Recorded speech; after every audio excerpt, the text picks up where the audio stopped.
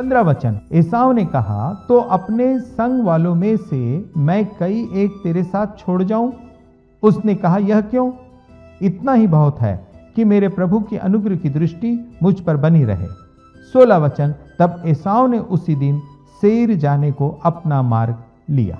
एसाव ने अच्छी मनसा से याकूब की सुरक्षा के लिए इस योजना को उसके सामने रखा कि साथ साथ चलेंगे, और साथ नहीं तो मैं अपने कुछ लोगों को छोड़ देता हूं। लेकिन याकूब अब भी अपने भाई पर विश्वास नहीं कर रहा। उसको अभी भी शक है, पता नहीं कहीं प्रेम से ले जाकर सेईर नगर में सब कुछ खत्म कर दे। यहां पर तो कुछ बच भी सकते हैं, लेकिन वहां बचने की कोई उम्मीद नहीं। याकूब ने क्या सोचा, ये तो याकूब की सोच है, परंतु याकूब ने एसाव के साथ जाना मुनासिब नहीं समझा। सो एसाव ने भी जो अच्छी मनसा से उसके पास आया था, वो अपने रास्ते चला गया, इस उम्मीद से कि याकूब पीछे आ ही रहा है और तब दोनों मिलकर पिता से मिलने के लिए जाएंगे। परंतु याकूब की योजना क्या है, चलिए आगे देखते हैं। 17 वचन, और याकूब वहां से कूच करके सुक्कोत को गया और वहां अपने लिए एक घर और पशुओं के लिए झोपड़े बनाए। इसी कारण उस स्थान का नाम सुक्कोत पड़ा। सुक्कोत का अर्थ है झोपड़े। 18 वचन, और याकूब जो पद्दनराम से आया था, सो कनान देश के शकेम नगर के पास कुशल क्षेम से पहुंचकर नगर के सामने डेरे खड़े किए। 19 वचन, और भूमि के जिस खंड पर उसने अपना तंबू खड़ा किया, उसको उसने शकेम के पिता हमोर के पुत्रों के हाथ से 100 कसीतों में मोल लिया, और वहां उसने एक वेदी बनाकर उसका नाम एलेलोहे इस्राएल रखा, जिसका अर्थ है ईश्वर इस्राएल का परमेश्वर। सो याकूब को देखते हैं हम कि सुक्कोत में पहुंचकर उसने पशुओं के लिए झोपड़े बनाए, और इसलिए वो स्थान का नाम उसने सुक्कोत रखा, और अपने लिए शकेम के पिता हमोर से उसने कुछ जमीन मोल ली, और वो वहां कुछ समय के लिए बस गया। याकूब की यात्रा का एक बहुत ही महत्वपूर्ण हिस्सा जो हम उत्पत्ति 34 अध्याय से देखने पाएंगे, कैसे परमेश्वर ने याकूब के लिए सारी सुरक्षा का प्रबंध करके रखा था, परंतु याकूब अपनी समझ का सहारा लेते हुए आगे बढ़ता चला गया, और कैसे मुश्किलों में, कैसे मुसीबतों में फंस गया। क्या कारण है कि शकेम में उसे एक भूमि लेनी पड़ी? क्या कारण है कि उसे वहां पर बसना पड़ा? क्या कारण है? इस बातों को हम अध्ययन के दौरान, जो हम आगे अध्यायों में करने वाले हैं, इन बातों से देखेंगे, और साथ ही साथ देखेंगे कि जब हम अपनी समझ का सहारा लेते हैं, कैसे हमारा जीवन मुसीबत में पड़ जाता है। सो हम आगे बढ़ते हैं, देखेंगे उत्पत्ति का किताब 34 अध्याय उसके पहले वचन से आगे। और लिया की बेटी दीना जो याकूब से उत्पन्न हुई थी, उस देश की लड़कियों से भेंट करने को निकली। दूसरा वचन, तब उस देश के प्रधान हित्ती हमोर के पुत्र शकेम ने उसे देखा और उसे ले जाकर उसके साथ कुकर्म करके उसको भ्रष्ट कर डाला। लिया और याकूब की बेटी दीना, याकूब शकेम में आके बस गया, और दीना वहां की लड़कियों से भेंट करने को निकली, क्योंकि उनके साथ मित्रता हो चुकी है। लिया, याकूब और याकूब का पूरा परिवार बेफिक्र है। लड़की युवा हो चुकी है और वो अपने मित्रों से मिलने के लिए जा रही है। माता पिता निश्चिंत है, पर वहां हो क्या रहा है?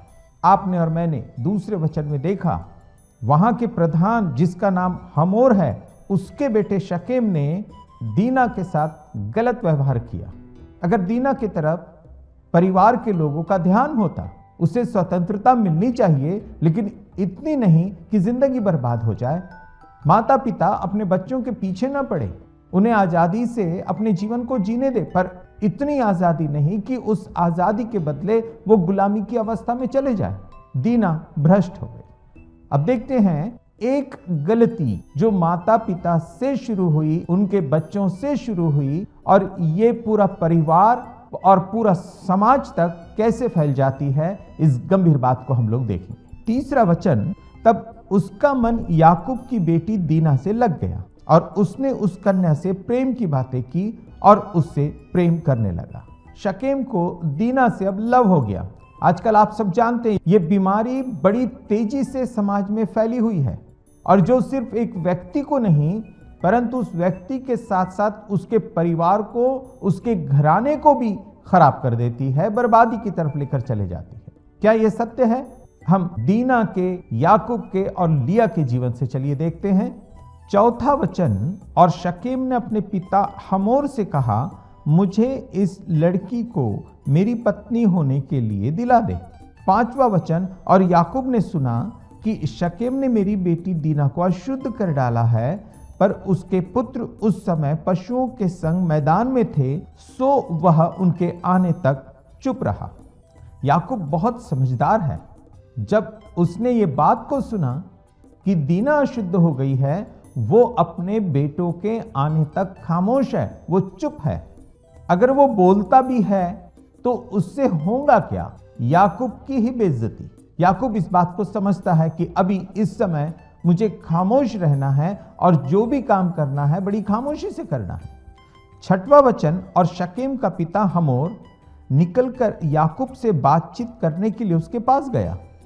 7वां वचन, और याकूब के पुत्र सुनते ही मैदान से बहुत उदास और क्रोधित होकर आए, क्योंकि शकेम ने याकूब की बेटी के साथ कुकर्म करके इस्राएल के घराने से मूर्खता का ऐसा काम किया था जिसका करना अनुचित था। 8वां वचन, हमोर ने उन सब से कहा, मेरे पुत्र शकेम का मन तुम्हारी बेटी पर बहुत लगा है, सो उसे उसकी पत्नी होने के लिए उसको दे दो। 9वां वचन, और हमारे साथ ब्याह किया करो, अपनी बेटियां हमको दिया करो और हमारी बेटियों को आप लिया करो। 10वां वचन, और हमारे संग बसे रहो और यह देश तुम्हारे सामने पड़ा है, इसमें रहकर लेन देन करो और इसकी भूमि को अपने लिए ले लो। 11वां वचन, और शकेम ने भी दीना के पिता और भाइयों से कहा, यदि मुझ पर तुम लोगों की अनुग्रह की दृष्टि हो तो जो कुछ तुम मुझसे कहो सो मैं दूंगा। 12वां वचन, तुम मुझसे कितना ही मूल्य व बदला क्यों ना मांगो तो भी मैं तुम्हारे कहे के अनुसार दूंगा, परंतु उस कन्या को पत्नी होने के लिए मुझे दो। 13वां वचन, तब यह सोचकर कि शकेम ने हमारी बहन दीना को अशुद्ध किया है, याकूब के पुत्रों ने शकेम और उसके पिता हमोर को छल के साथ यह उत्तर दिया। इस घटना में याकूब है और याकूब के बेटे हैं जो दोनों निर्णय ले रहे हैं, और याकूब अपने बेटों को भी इस निर्णय लेने के लिए अपने साथ रख रहा है। वो अकेले परिवार में निर्णय नहीं ले रहा, क्योंकि याकूब और उसका पूरा परिवार एक है और उसके बेटे अब युवा हो चुके हैं, समझदार हो चुके हैं। वो अपने बेटों को परिवार के गंभीर विषय में निर्णय लेने के लिए अलग नहीं रखता, परंतु उन सबके साथ सलाह मशवरा करके वो कामों को करता है, जो आगे भी अध्ययन के दौरान हम इन बातों को बड़े अच्छे रीति से देखने पाएंगे। शकेम हित्ती जाति का है और उसे दीना के साथ प्रेम हो गया है, और इब्राहिम से आप देख रहे हैं कि इब्राहिम और इसहाक के परिवार में इस विषय को लेकर बड़ा गंभीर चिंतन मनन हुआ है, और इब्राहिम ने इसहाक के लिए अपने ही परिवार से, अपने ही लोगों के बीच से एक कन्या को लाने के लिए उसने अपने दास को भेजा था।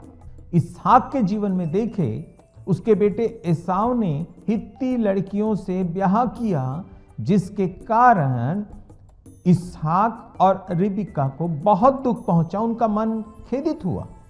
इसहाक ने अपने बेटे याकूब से कहा कि अपने मामा के घर जाकर उसकी एक लड़की को ब्याह कर तू यहां वापस आ।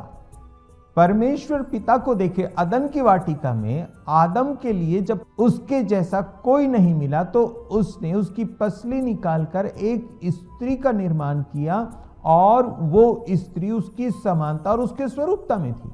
ब्याह के लिए इन बातों का होना बड़ा जरूरी है।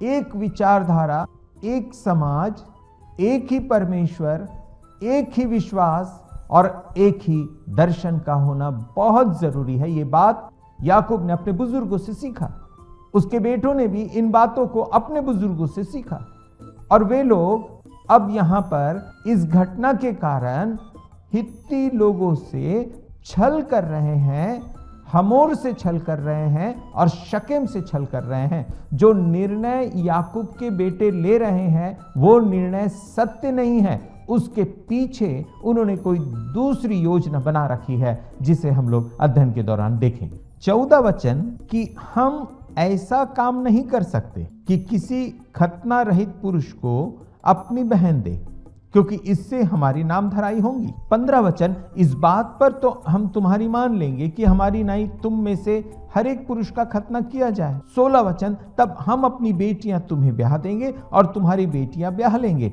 और तुम्हारे संग बसे भी रहेंगे और हम दोनों एक ही समुदाय के मनुष्य हो जाएंगे।